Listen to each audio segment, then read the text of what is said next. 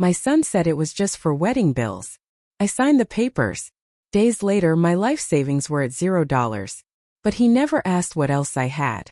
If you're here, subscribe and tell me your age. Then let's go back to the moment everything began. I woke up before the sun. At my age, sleep comes in shallow waves, and the silence of the house is louder than any alarm. My hands, stiff from years of work, reached for the cardigan draped across the chair. The fabric smelled faintly of lavender soap. 72. That was the number today. I said it out loud while I buttoned my cardigan. 72. Old enough to have lived 3 lives, yet still child enough to hope my family might remember me with love. In the kitchen, I set the kettle to boil. The house was quiet except for the tick of the old clock and the faint hiss of the gas flame.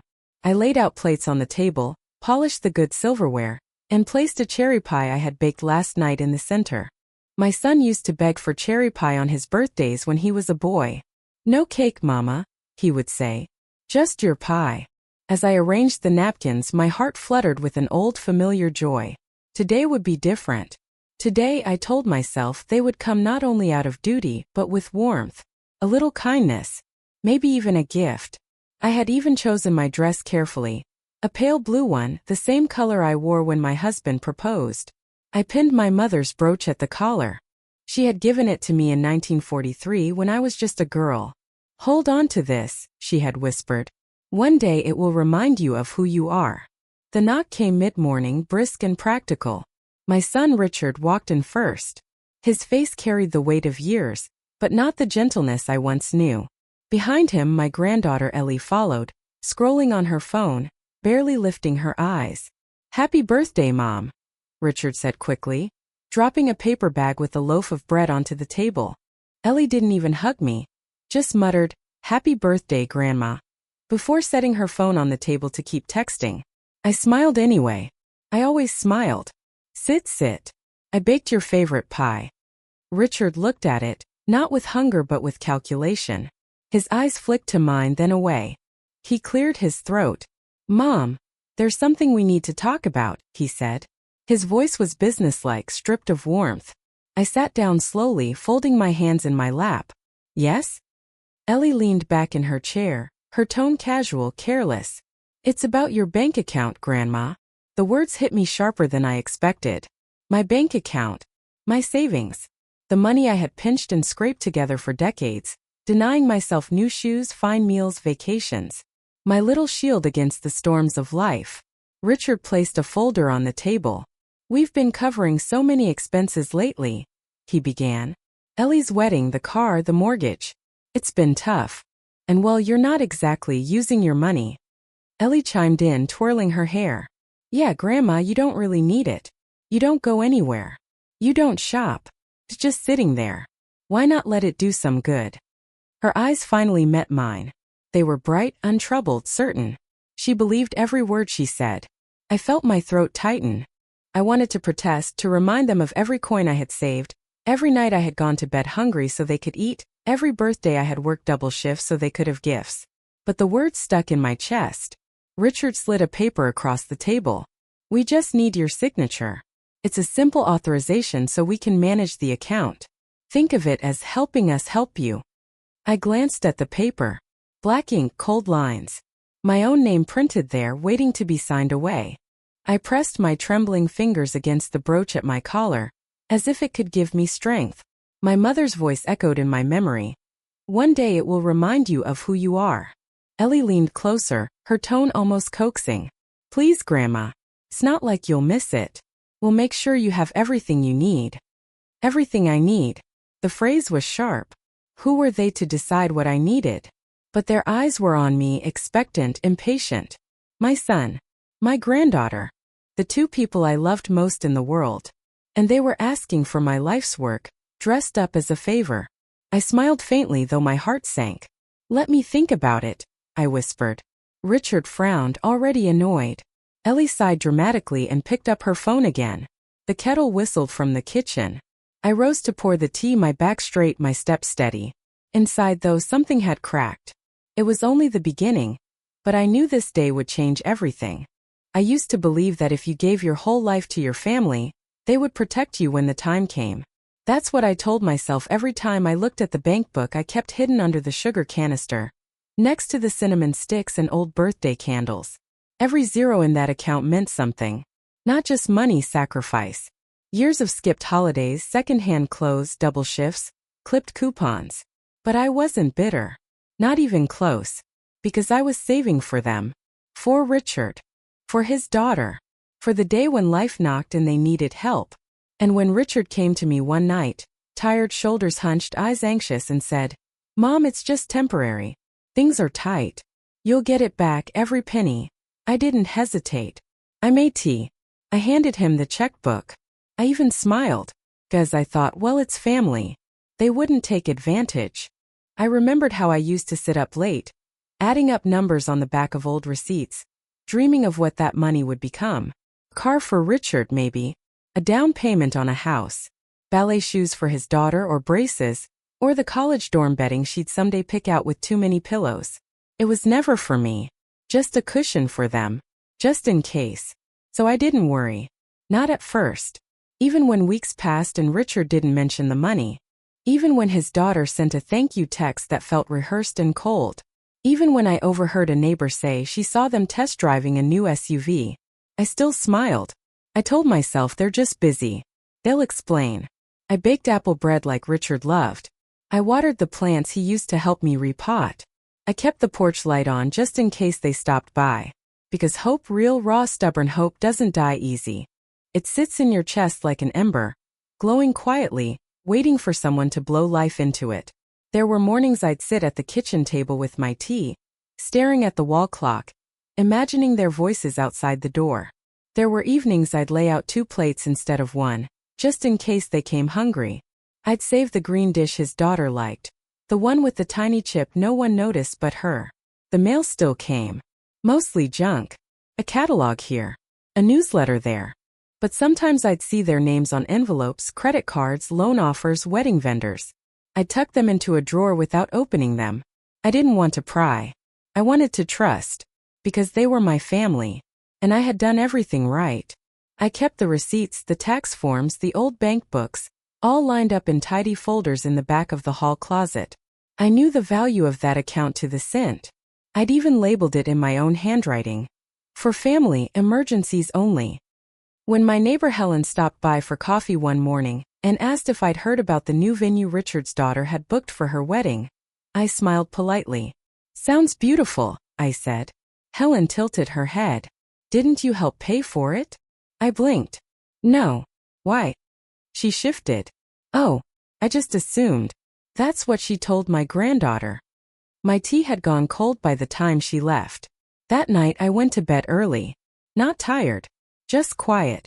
Part of me didn't want to know. A part of me clung to the version of them I still carried. The little boy who needed me to tie his shoes. The girl who once asked me to braid her hair like Elsa from Frozen. But another part was beginning to wake up. I didn't check the bank balance that night. I wasn't ready. I told myself it didn't matter. Because money wasn't the point. It was the promise.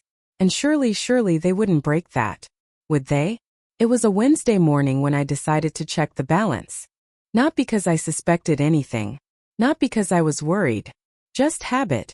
I'd gone into the bank account like I always did, every couple weeks just to peek at the numbers. That account had been part of me for decades. A living record of every time I said no to something small so I could say yes to something bigger. I didn't expect anything unusual. So when the screen loaded and I saw the balance, I thought there was a mistake. $0. 00. I blinked. Refreshed the page. Still 0. I sat there, hand frozen on the mouse, heartbeat slow and heavy like thunder in the distance. I clicked into the transaction history. Line after line of withdrawals, large, fast, deliberate. Transfers to unfamiliar accounts. Purchases that didn't belong to me. One in particular. $7,800 to a car dealership. Another $3,200 to an event venue. Wedding. Car. My throat closed. I picked up the phone with shaking hands and called Richard. No answer. I tried again. Voicemail. Then I called his daughter. Straight to voicemail. I left a message. Then another. Then I sat at the kitchen table in silence, the cursor on the screen still blinking like a tiny metronome. My tea went cold. An hour later, the phone rang. It was Richard.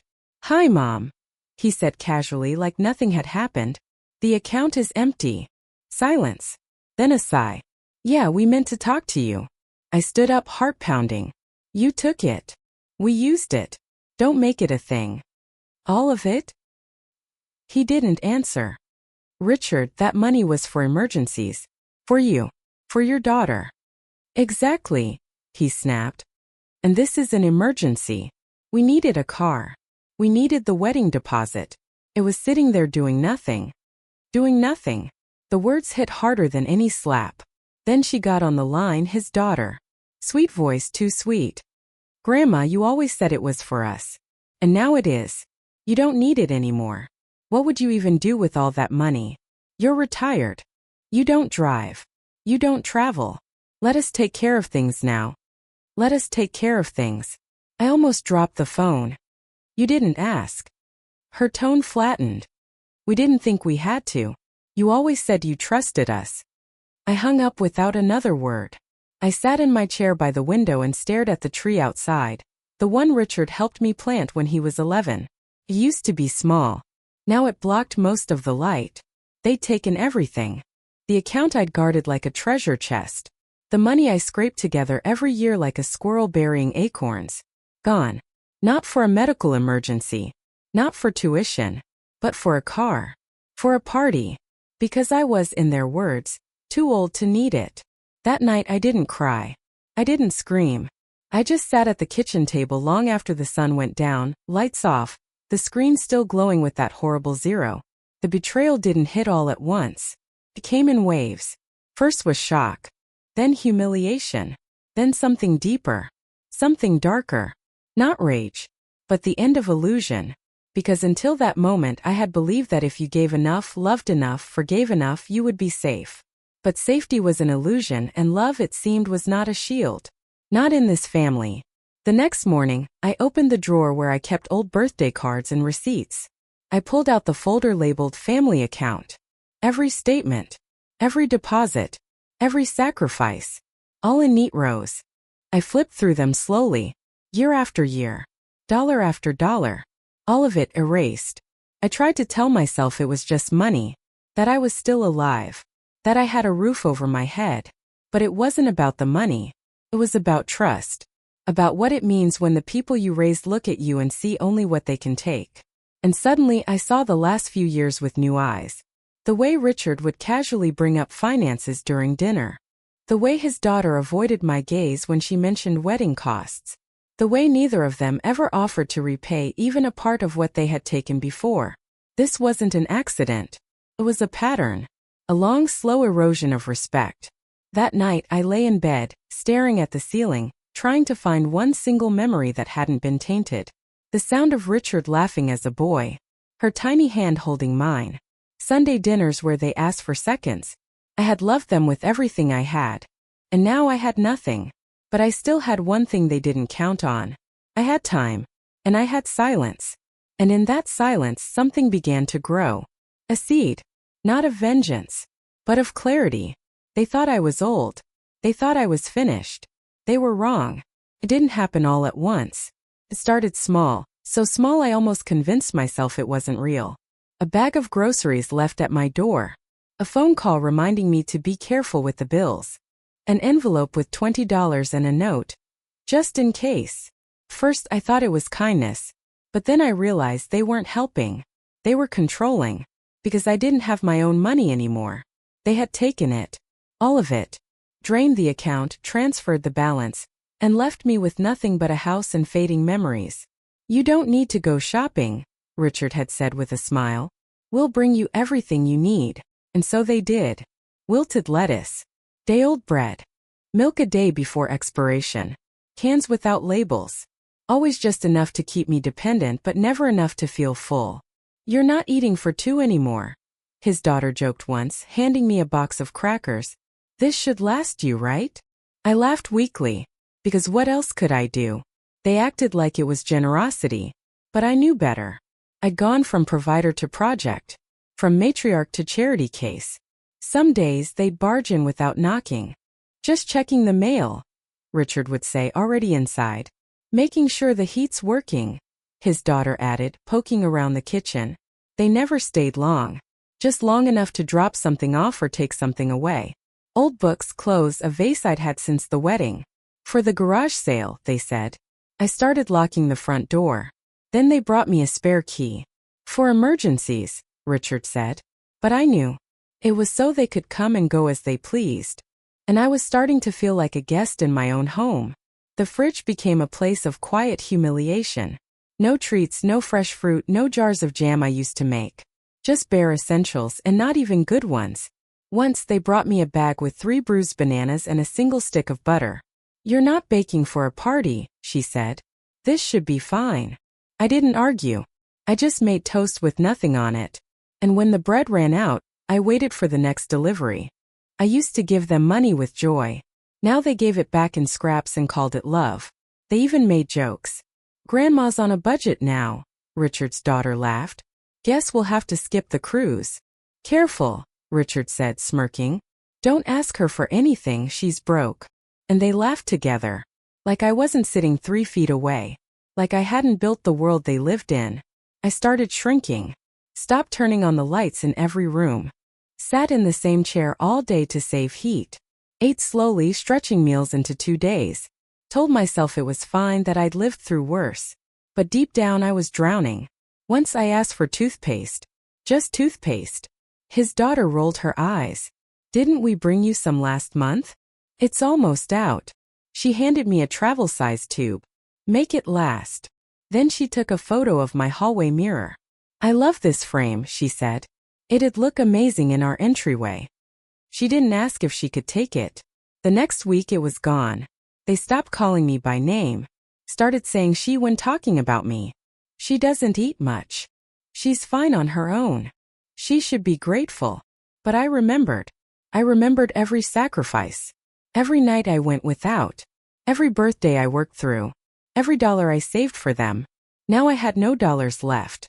And still they wanted more. Not money this time. Dignity. They wanted me silent. Grateful.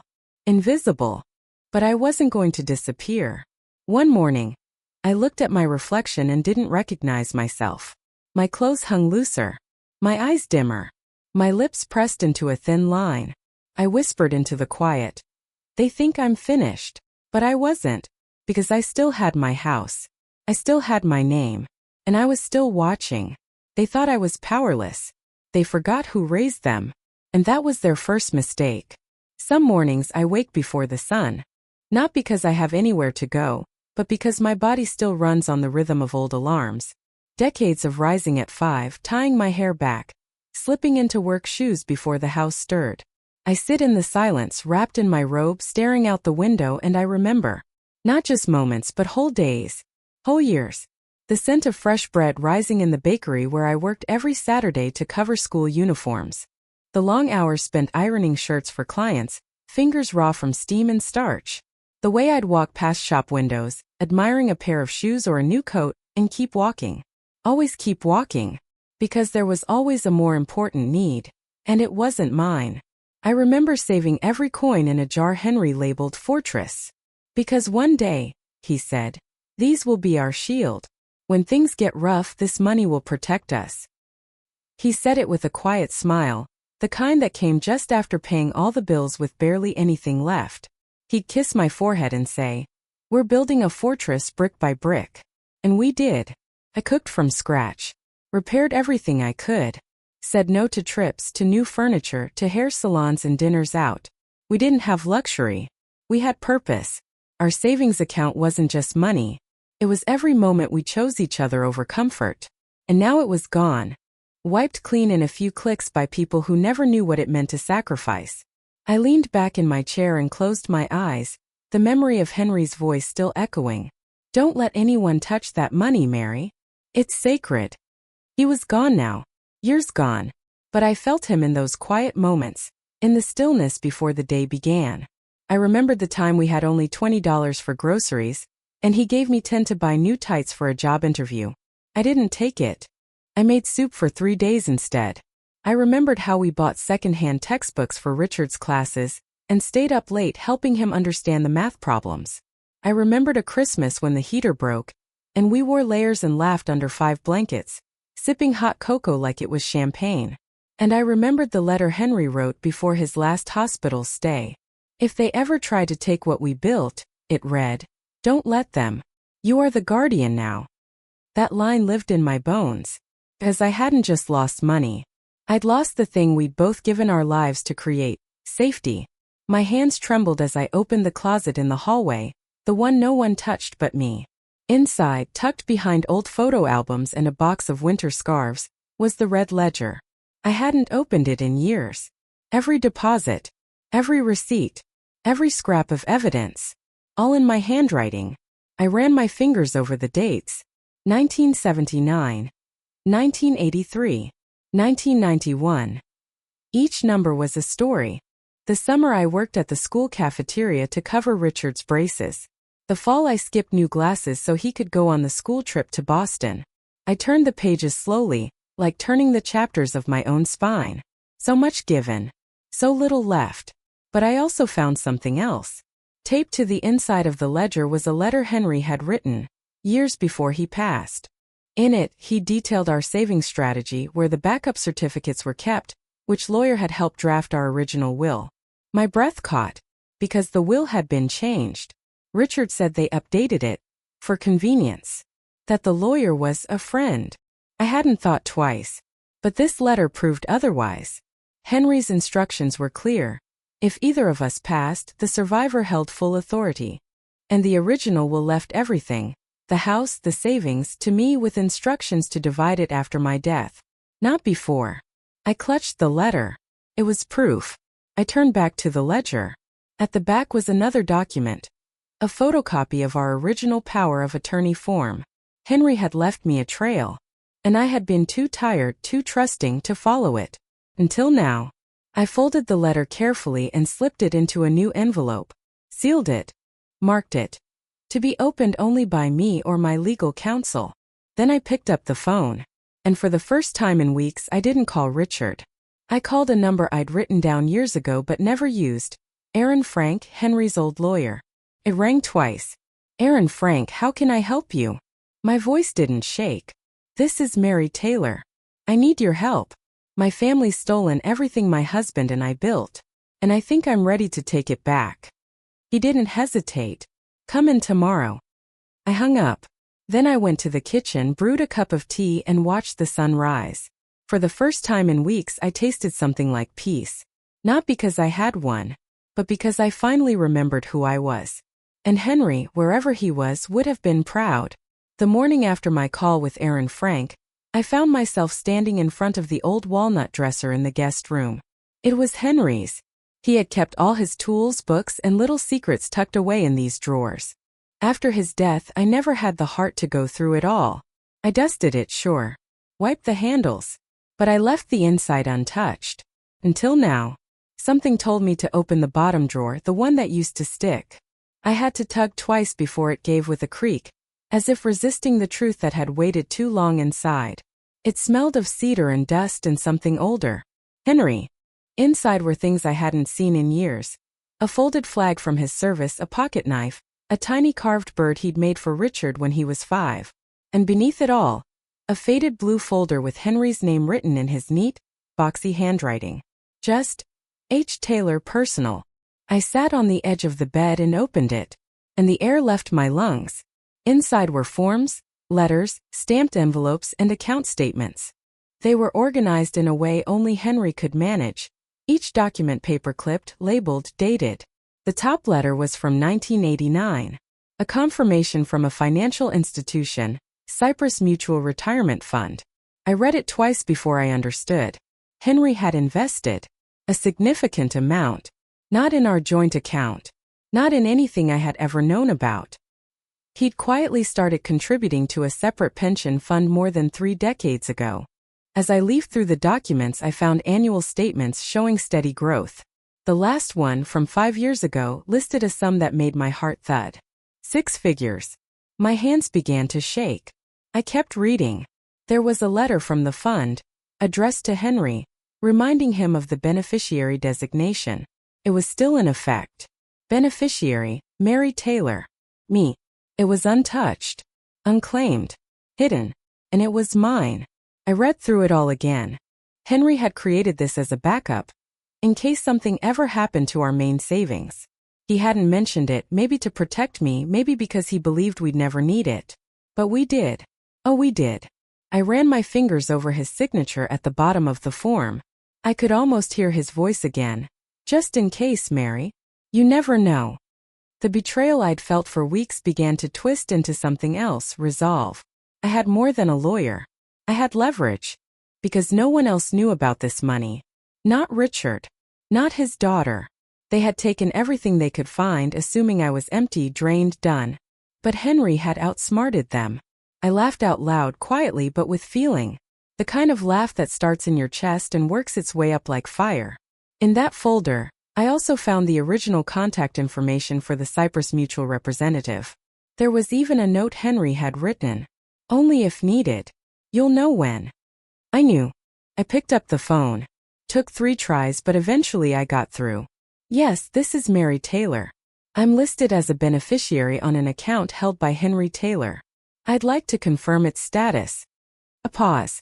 Typing. Yes, ma'am. We have that record here. The account is still active and the beneficiary designation remains unchanged. And the balance? I'll need to verify some information first. I answered their questions. My voice didn't waver once. And when they told me the amount, I smiled. It was more than enough. More than they ever imagined I had. More than they'd see coming. That afternoon I made copies of everything. Filed them in a new folder. Sealed the originals and stored them in my fireproof lockbox.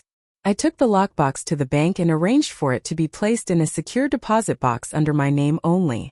I didn't tell anyone.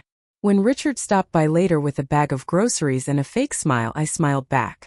Thank you, dear, I said sweetly. You're so thoughtful. He never noticed the difference in my eyes. But I did. Because I wasn't afraid anymore. They thought they had reduced me to scraps. Thought they had taken the last of what Henry and I had built. But Henry had left me one last gift. A shield. Just like he promised. And now I was ready to use it. The morning I went to see the lawyer, I wore Henry's old coat. It was too big in the shoulders and smelled faintly of cedar and dust. But it made me feel protected. It was raining. A soft, persistent drizzle that soaked the edges of the sidewalk. I didn't take a cab. I walked. Let them think I'm frail, I thought. Let them think I'm done. I reached Aaron Frank's office just before 9. He greeted me like an old friend, as if the years hadn't passed since we last met. His hair had gone fully gray. Mine had too. But I wasn't the same woman. I was sharper now, focused, and I had work to do. We sat in his office, papers spread out on the desk between us. The red folder, Henry's documents, the pension fund statements. I laid everything out like a map. He read silently, nodding, eyes narrowing. Mary, he said at last, you've been robbed, and I think you know that. I nodded. He tapped the pension document. And they don't know about this? No, I said. And they never will. That's how it began. In the next hour we rewrote everything. A new will. A trust. A fresh power of attorney. Every loophole closed. Every clause ironclad. Every dollar of the pension fund legally transferred to a secure, private account in my name only, with clear instructions that, in the event of my absence, the money would go not to Richard or his daughter, but to the Women's Vocational Foundation, the one I used to volunteer with. Are you sure? Aaron asked gently. I smiled. I'd rather give it to strangers than to people who see me as a wallet with gray hair. He nodded. And the house? Same. Upon death, the house transfers to the foundation. Aaron leaned back. You've thought this through. Yes, I said. And I want copies of everything. Originals in your vault. And one sealed envelope for me. He handed me a pen. I signed every line. It was the most powerful I had felt in years. As I stood to leave, Aaron said, They're going to be furious. I'm counting on it, I replied. That night, I made tea and reread Henry's letter. You'll know when. I did. I burned the old will in the fireplace, watched the edges curl and blacken. Then I sat back in my chair, feeling the warmth rise toward me. Over the next few days, I took quiet steps. I changed my passwords. I opened a new safety deposit box. I called the utility companies and made sure everything was under my name only. No secondary access. I called the bank and removed Richard's name from my emergency contact list. I even got a new phone number. When his daughter came by and knocked, I didn't answer. Let them wonder. Let them stew. I began cleaning the house. Not just tidying, cleansing. I boxed up everything they had left behind, all the things they borrowed, or dumped here while treating the place like a storage unit. I labeled each box with names: Richard, his daughter, items to be returned. I had the locks changed. Quietly, the locksmith asked, "Had a break-in?" "No," I said. "Just locking out ghosts." The next day, I went to the notary and finalized the trust documents. The account transfer cleared. Every cent from the pension fund now sat safe, out of reach, in a trust built to last long after I was gone. That evening, I allowed myself one indulgence. I ordered a warm meal, delivered to my door, paid in full. For the first time in weeks, I ate something I didn't have to justify. And as I sat at the table, knife and fork in hand, I felt something strange. Peace. Because it was done. They thought I was beaten. They thought the money was gone. They thought I had nothing left. But now I had everything they wanted. And they wouldn't get a cent. Not out of spite. Out of principle. Because I had given them everything once. And they turned it into garbage. Now I was building something else. Not for them. For me. And for every woman who had ever been told she was too old to matter. I placed the signed will in my drawer. Next to it, I left a single note. To those who came only to take, you left empty-handed. The first real crack came when their key didn't work. It was a Thursday afternoon. I was baking apple bread. The scent of cinnamon and brown sugar curling through the kitchen. The knock came like a hammer. "Grandma." "It's me." I wiped my hands, peeked through the peephole. Richard's daughter stood there frowning, a plastic grocery bag dangling from one hand. She tried the key again. Rattled it. "It's not working." I opened the door just a little. I had the locks changed. Her jaw dropped. "Why would you do that?" "New security system. For peace of mind." "Why didn't you tell us?" I smiled. "You didn't ask." She tried to peer past me into the kitchen. "We brought dinner." She held up the bag. I could already see the takeout containers sagging with grease. "It's just leftovers, but we figured you wouldn't cook." "I did," I said simply. "There's a fresh loaf of apple bread cooling right now." She blinked. "You've been cooking?" "Every day." Richard appeared behind her. "Hey, Mom. Can we come in?" "I'm a little busy." He frowned. "What's going on?" "Nothing," I said. "Just enjoying my evening." He looked at the door, then back at me. "You changed the locks without telling us." "I didn't think I needed to," I said. "I live here, remember?" He exhaled through his nose. "Are you hiding something?" I raised an eyebrow. "Should I be?" His daughter huffed. "You've been acting weird. Avoiding us. Ignoring calls. You didn't even say thank you for the groceries." I looked down at the bag. "You mean the wilted lettuce and expired milk?" Her eyes narrowed. "Excuse me. You've been bringing me scraps and calling it kindness. I haven't asked for your help. I never did." Richard stepped forward. "Mom, this is getting ridiculous. Just be honest. Are you doing something with your will? Your money?" I didn't answer. His voice rose. "Are you giving it to someone else?" His daughter crossed her arms. "Don't even joke about that. If you're planning to leave this house or anything else to strangers, I swear I will never forgive you." I tilted my head. "That's quite a threat." "It's not a threat," she snapped. "It's a promise." Richard looked around, as if searching for answers in the curtains. "Where did you get money for repairs? For deliveries? You had nothing a month ago." "Maybe I learned to budget," I said. He scoffed. "Budget? With what?" I thought I was just an old woman who didn't need money. They stared at me. "Something's going on," Richard said. "You've changed. And I think we have a right to know." "You lost that right," I said softly, "when you emptied my account behind my back." His daughter's voice sharpened. We helped you. You don't need savings. You have the house. I had a life, I said. You helped yourselves to it. Richard's voice cracked. Just tell us what's happening. Please. I stepped aside slightly. Why don't you stay for tea? They blinked. Suspicious, but curious enough to nod. I led them into the kitchen. They sat stiffly at the table, eyes scanning the countertops. You bought new appliances, Richard muttered. His daughter gestured to the bouquet on the counter. And flowers? You never spend like this. I poured the tea. They didn't touch theirs. Where did the money come from? Richard demanded. Before I could answer, there was a knock at the door. 3 precise raps. I didn't have to look. I already knew. I opened it. Miss Taylor. Aaron Frank stood there in a dark coat, briefcase in hand. Right on time, I said. Richard stood up. Who the hell is this? Aaron smiled calmly. I'm Mary's legal counsel. I'm here to deliver some finalized documents. His daughter paled. Documents? What kind of documents? Aaron stepped inside, opened his briefcase. These are copies of Ms. Taylor's new will, updated trust documents, and the legal revocation of any previous powers of attorney granted to either of you. Richard's face went white. You changed your will? Yes, I said. His daughter's voice trembled. You're giving it away? I'm giving it where it will be honored. Richard slammed his hand on the table. This is insane. We're your family. You were, I said, until you treated me like I didn't matter. You're punishing us, she hissed. For what? Trying to take care of you?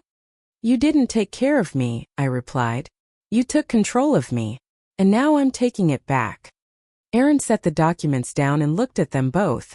If you have objections, I suggest you find your own counsel. Richard opened his mouth, closed it. His daughter stood, trembling. I hope you're happy being alone. I met her eyes. I'm not alone. I have peace.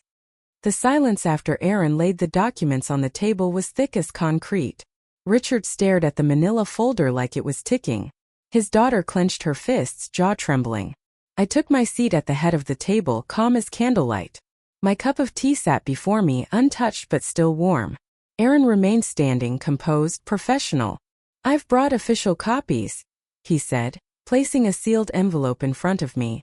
And, as discussed, a full reading of the testament with witnesses. Witnesses, Richard repeated, his voice thin. Right on cue, the door creaked again. 2 older women entered. My friends from church, Helen and Ruth. Both wore solemn expressions and carried notebooks. You invited them? My granddaughter hissed. They volunteered, I replied. They've seen more than you know. Aaron cleared his throat. Shall we begin?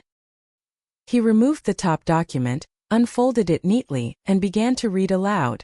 I, Mary Elizabeth Taylor, being of sound mind and body, do hereby declare this to be my last will and testament. Richard folded his arms. His daughter sank back in her chair. Aaron continued, his voice crisp. To my nephew Andrew Taylor, who has cared for me from afar, called weekly, and never once asked for a cent, I leave the family home along with its furnishings and contents in perpetuity. Richard sat up straight. Andrew? The one in Oregon? Yes, I said. He visits more than you do, and he lives 2 states away. Aaron went on. To the Second Breath Foundation, a charitable organization offering shelter and resources to the elderly, I leave the full remaining balance of my private retirement account, totaling. He glanced at the number. Richard leaned forward. Over $600,000. The sound that escaped my granddaughter's throat was half gasp, half choke. 6. She turned to me. You had that kind of money and let us bring you leftovers? I looked at her evenly. I never asked you to. You offered what you thought I was worth. Aaron resumed. All proceeds from any life insurance policies shall also be directed to the same foundation, to be used exclusively for female senior citizens at risk of homelessness. Richard's fists clenched on the table. Aaron flipped to the final page. To the County Historical Museum, I bequeath my jewelry, personal heirlooms, and wartime letters. They belong not to individuals but to memory. Helen and Ruth smiled softly. Richard's daughter leapt to her feet. This is a joke. A test, right? Grandma, tell him to stop. I didn't speak. She turned to Aaron. You can't do this. We're her family. Aaron placed the folder down, folded his hands. This is a legal document. Signed, witnessed, and notarized. If you wish to contest it, you may seek legal counsel, but the will is airtight. Richard finally found his voice. You're punishing us. I met his eyes. No. I'm protecting myself. And making sure the good I've done doesn't end with me. His daughter sat down hard. You're leaving us with nothing. I nodded slowly. Correct. Richard rubbed his temples. But why, Andrew? You barely see him. Because he never asked for anything, I said. He asked how I was. That was enough. There was a long silence. Helen wrote something in her notebook. Ruth patted my hand. Richard looked like he might say something more but stopped. And then Aaron stood. This concludes the reading. All parties present will receive a certified copy within the week. He turned to me. Shall I walk the ladies out? Please. As the witnesses and Aaron exited, I remained at the table. Richard and his daughter stayed seated, not out of choice, but shock. I picked up my tea and took a long sip. They watched me like I was a stranger. Everything you've done, I said finally, led to this moment. I hope you remember it well. They didn't respond. There was nothing left to say. I had spent a lifetime giving. Now I was taking back the ending and writing it in my own hand. The air inside the house felt different now, denser, as though the walls themselves had shifted, remembering every word spoken, every silence kept.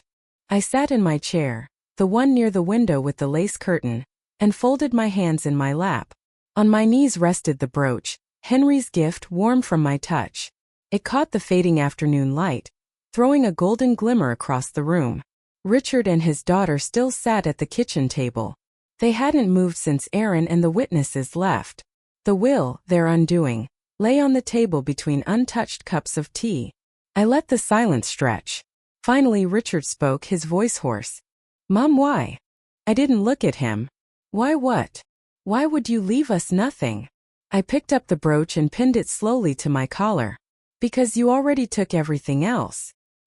His daughter stood abruptly. We're your family. We deserved. You deserved. I turned to her now, eyes sharp. What exactly did you do to deserve anything? She opened her mouth, closed it. I raised you, I said quietly. Both of you. I cleaned your wounds, packed your lunches, worked late to buy your shoes. I let you sleep when I was too tired to stand. I gave and gave and gave. I stood now. My voice stayed level but louder. And what did you give back? You emptied my savings behind my back. You laughed when I couldn't pay for groceries. You brought me stale bread and called it charity. Richard looked down at his hands. I didn't know, he murmured. You knew, I snapped. You just didn't care. His daughter stepped toward me. You don't understand. We needed that money. I held up a hand. And you thought I didn't. That I had lived long enough and whatever remained, my home, my safety, was yours to take. She flinched. We thought you'd forgive us. I laughed then, dry and sharp. You thought I'd forget. That's what you counted on. You thought old age meant weakness. That I wouldn't notice. That I wouldn't fight. I stepped closer, looking at both of them. But I saw everything. I remembered everything. They stood still now, frozen. You stole my present, I said. But I stole your future. Not out of revenge. Out of principle. Out of self-respect. Richard's face twisted. We thought we were helping. No, I said. You were helping yourselves. I walked back to the window, the light softening now to gold. You assumed I had nothing. But I had one thing left, choice. I turned back to them, my voice final. And I used it. His daughter's eyes filled with tears. So what now? We're just cut off? Yes, I said. But you're still our mother. Our grandmother. I nodded. I was. But now, I'm also the woman you underestimated. The room fell into silence again. I picked up my tea, now lukewarm. You're young, I said after a moment. You'll work. Earn. Start again. I looked at them one last time. But the memory of what you did, That will stay with you. Neither of them responded. And that, I realized, was the most honest reaction of all. They left an hour later. Quietly. No goodbyes. I watched them through the lace curtain as they walked to the car. Then I sat back down, my hand resting on the brooch. I sipped the last of my tea and let the warmth return. Henry would have been proud. The past had taken much. But the ending was mine.